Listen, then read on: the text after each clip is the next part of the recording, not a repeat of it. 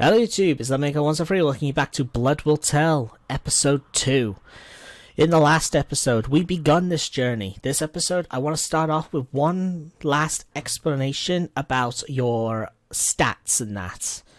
If you go here, you'll see here your stats on the left. Attack power, arm, and SWD.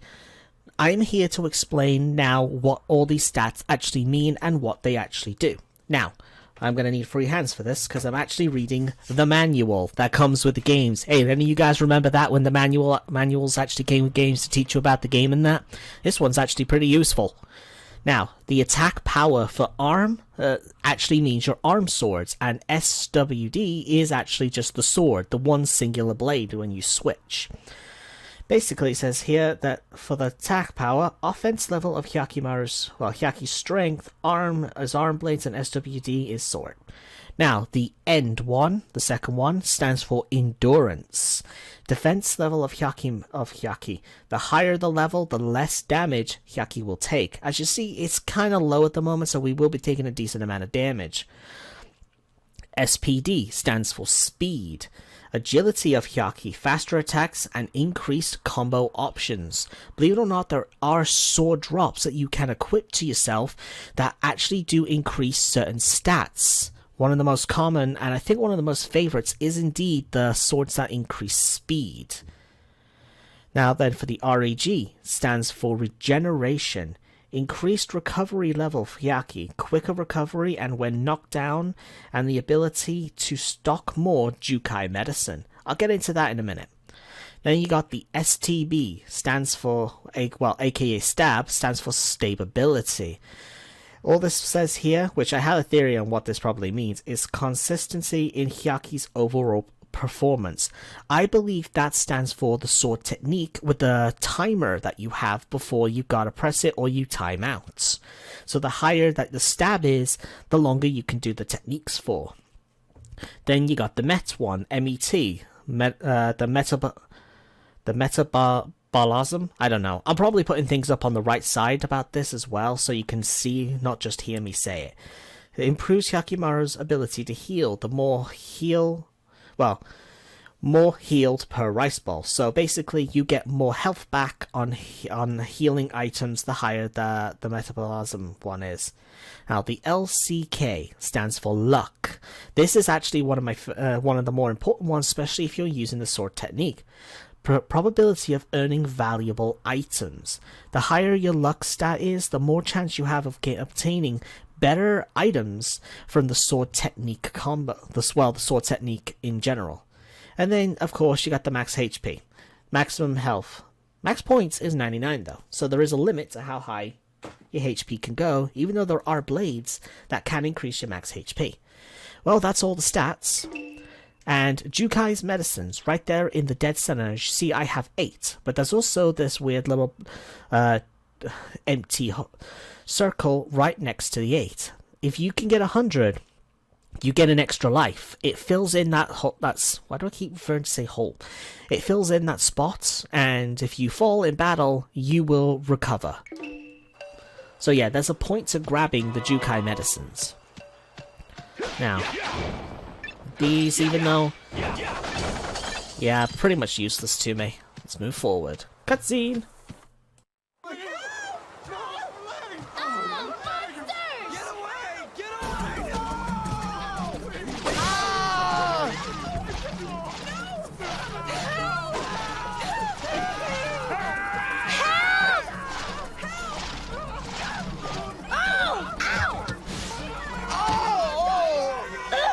Stay back.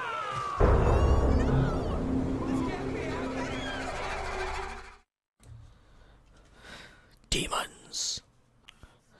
Alright then, we got ourselves another annihilation battle. It's strange, we hear a woman, but you don't really ever you never see her. Okay, I'm gonna try using the sword technique again. After all, oh, we got lucky, 30 slices. Boo. Yeah. Oh, come on. Did I not get a sword from that?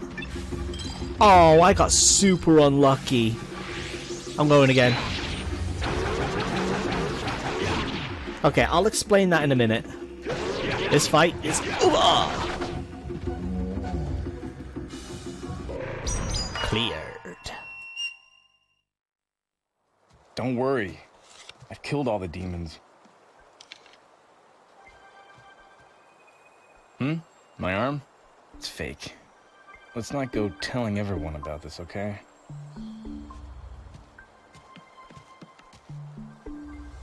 Why are you following me? That sword in your arm. I bet it was forged by a master swordsmith. I don't know. Maybe it was. It works good enough for me. I thought so.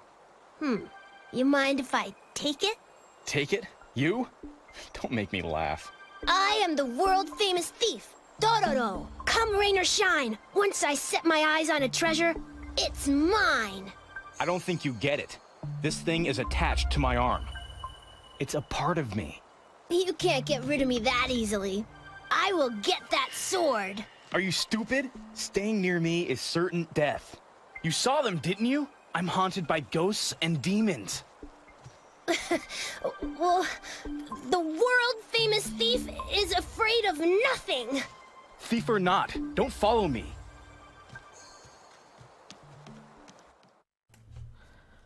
Stubborn child. Alright then. Looks like we have a companion in Dororo. Okay. What we're just gonna do is move forward. Can't really do anything. Okay. Got ourselves the first sword right here. This should be...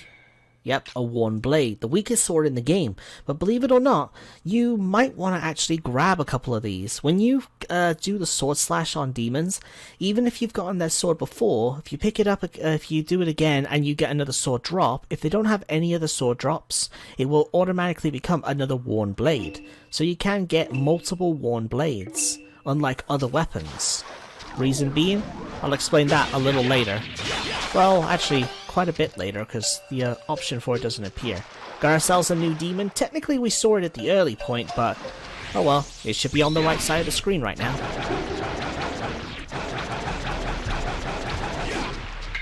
Yeah. No sword. Don't really, I guess, since it really is just determined to luck, in some sense it might be best waiting until you can get higher luck. But it's all good. Boom. I'm gonna want to try again anyway. Just word of warning though, sometimes Dororo can snipe kills, so gotta be careful.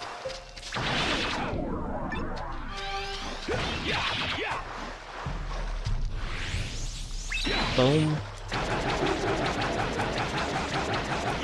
Oh, come on, I thought it was X, not circle. Okay, last one. Ah, god damn it. Alright, cutscene.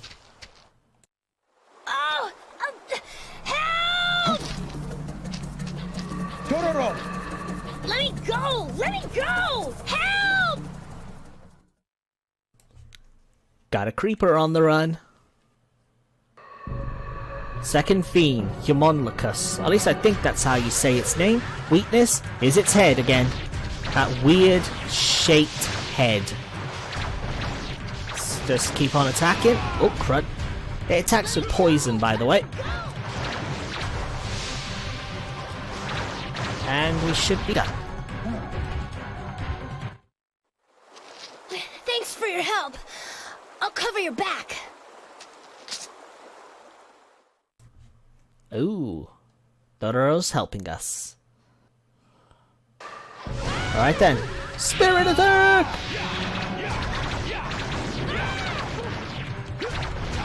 Okay, one thing I never did mention before is that with the spirit attack, you actually don't want to get like right up in their face. Believe it or not, you can lose slashes for that. So try to be around, have like the slashes working more towards the edge or within the middle. Stop trying to give me a hug! I'm not into weird, freaky hugs.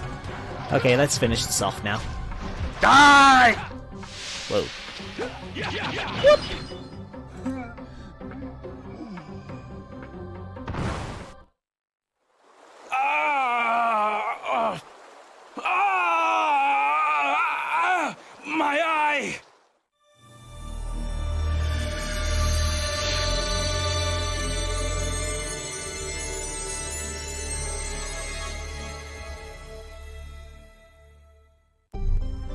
Hyakimaru has regained a body part, the left eye. Tap power up by 2 points, max HP by 7, and our Met is up by 5. New ability, see the world in full color.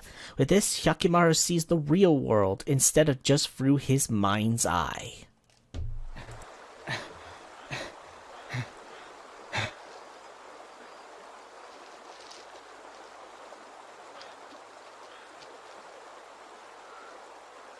I can see. I can see through my left eye.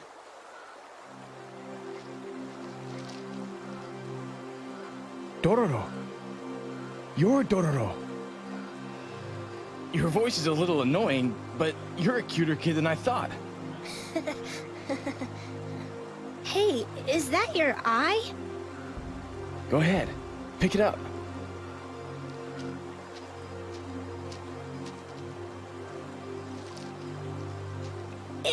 It's a fake eye.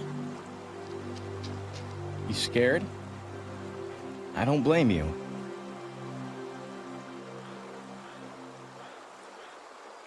When I was a baby, I was found floating in the river in a barrel. Having returned from his studies in China, the physician Jukai had been gathering herbs near the river. To his surprise, he came upon a barrel floating by, carrying in it a tiny infant. Perhaps it was his medical training that urged him to save the child, or perhaps it was human instinct. But Jukai did not hesitate but for a second before he rescued the child from the barrel. Yet upon examining the child, he was at a loss for words, for he did not know any medicines that could help this cursed infant. However, as Jukai fed the child, he watched the infant sip at its porridge. He felt its burning desire to live and decided to raise the child as his own.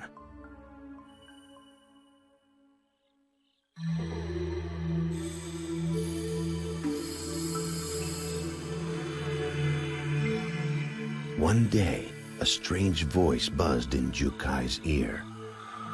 "Feed me, feed me," the voice pleaded. He looked around in search of the source of the voice.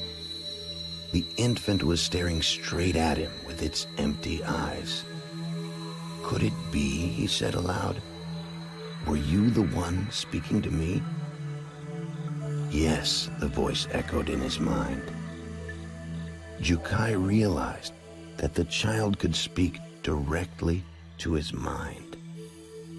From that day forward, Jukai communicated with the child telepathically and taught him everything he needed to know about living in this cruel world. When the child turned 3, Jukai made a decision. He decided to operate on the child. He would use all his medical knowledge to give the child everything he was missing. Arms, legs, eyes, nose, ears, everything that the child lacked. He began the operation. After many, many hours, a miracle happened. At the end of the surgery, when the anesthetics had worn off, the child opened his eyes. And for the first time, the child had a complete body. And he had a name, Hyakimaru. Within a month after the surgery, Hyakimaru began to learn to use his new body. He sat up, moved his legs, and took his first steps. He stumbled many times, but every time he picked himself back up and tried again. The pain was nearly unbearable, and every day he worked himself to the point of nearly collapsing. Soon Hyakimaru was able to run about as free as any child. When Hyakimaru turned 6, Jukai had been watching him run and play like any child would. Despite the fact that he could not see, he knew at that moment that with such wondrous gifts, a strange and fantastic destiny would surely be awaiting Hyakimaru.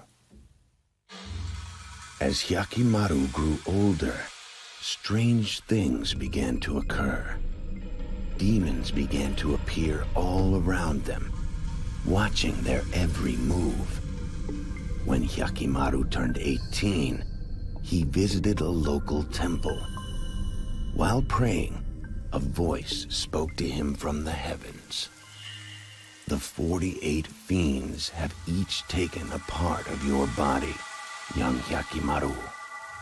You must slay these fiends and retrieve what is rightfully yours. However, the fiends have also created a human out of your body parts.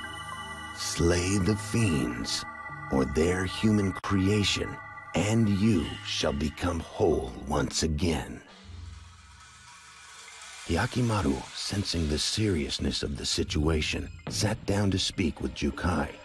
Hyakimaru knew that the fiends were after him. He knew it was because of his special powers that the demons wanted him dead. Even though he had artificial limbs and could not see nor hear, he could see things with some sort of innate sixth sense. He knew that the fiends considered him a threat and would do anything to get rid of him. Hyakimaru decided that he must seek out the fiends and destroy them. To help him accomplish this, Jukai decided to perform one final operation on Hyakimaru.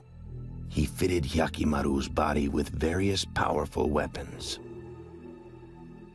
As Hyakimaru prepared to set off on his quest, Jukai warned Hyakimaru of the dangers he was sure to face. He explained that fiends lived off of human suffering and grief.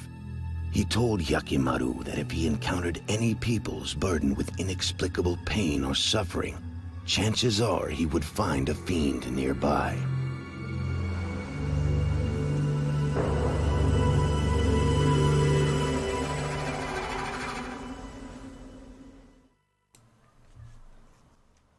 Ominous.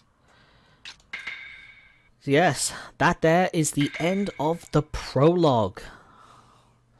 And also the end of this second episode. I know it's shorter than the first, but that'll happen from time to time. So, I hope you guys will enjoy it. In the next episodes, we officially start the game properly. Chapter 1 from the beginning. Press triangle if you want to get back here. And if you wanted to see where I've been getting the information for the demons and the fiends, just come here to the encyclopedia. You'll see here we got the demons like the Wandering Skull, which is the sword variant. And also you can get the drops and everything, which you should have already seen, as long as I managed to edit this right. By the way, one thing I kind of want to say, even though you did see it, Homunculus is a creepy one. This demon tried to kidnap Dororo and was saved by Hyakimaru. It kidnaps children and works them to death, then eats them. This is like one of the most disturbing fiends in the whole game. There are some others. I kind of want to point them out when that time comes. So yeah, that's where those are, and you can see like other cutscenes now again if you go to like the movie and stuff like that. So that'll do for this episode, guys. Hope you all enjoyed, and I'll see you all in episode 3 where we start chapter 1. See you.